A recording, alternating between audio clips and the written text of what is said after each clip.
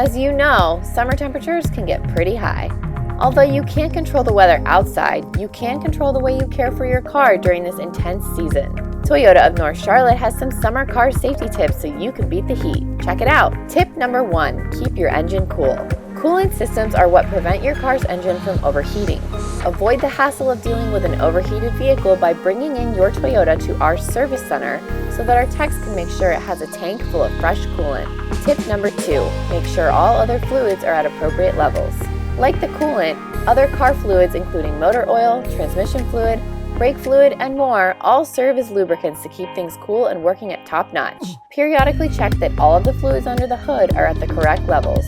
Tip number 3, keep tires properly inflated. Driving in the heat with underinflated tires can cause your tires to overheat quickly, which leads to a blowout. Peruse your owner's manual to see what PSI level your tires should be at. Tip number 4, do not leave children or pets unattended in the car. Did you know that 80% of temperature increase happens when you close your car door? Leaving a child or a pet inside of a hot car has fatal consequences. If you have to remind yourself you're being accompanied by someone else, place your baby's shoe on your lap or put your dog's leash on the front passenger seat.